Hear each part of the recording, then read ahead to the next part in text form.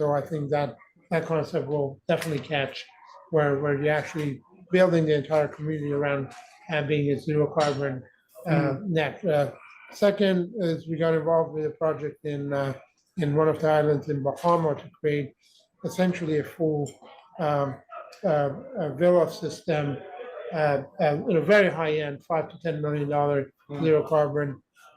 Still haven't been able to get the funding for the 2 billion that we need, but it's the developer has enough strength to go forward with.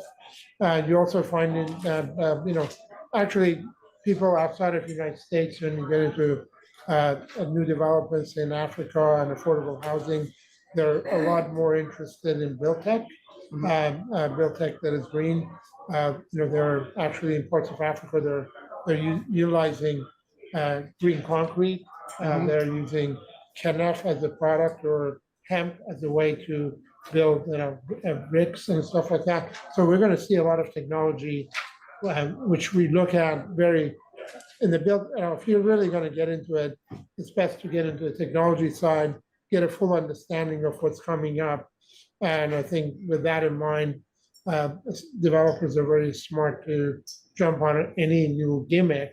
So if you're behind, what happens is that the old properties are not going to value the same way if you have a green property. So 10 years down the road, 15 years down the road, you're looking at a situation where you really have to put, new money in the old property to get it back to some of the new properties. So I think greenhouse, I'm sorry,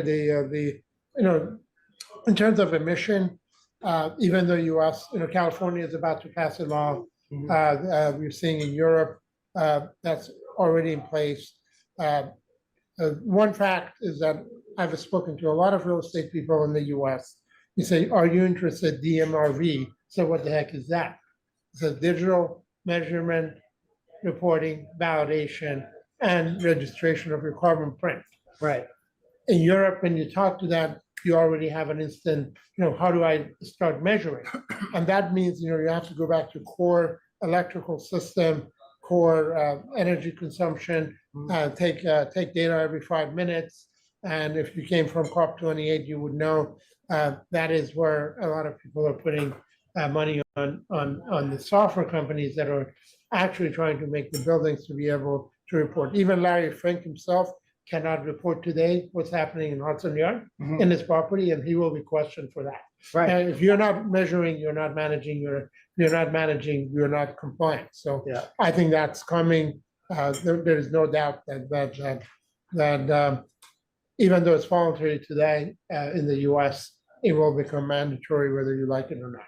Right, and we market properties based on that as an amenity. The thought that environmental friendly buildings are worth more, they're going to remain worth more, and conversely, older pre-war buildings, which had a lot of cachet and extra value, are now becoming kind of a white elephant in a lot of cases.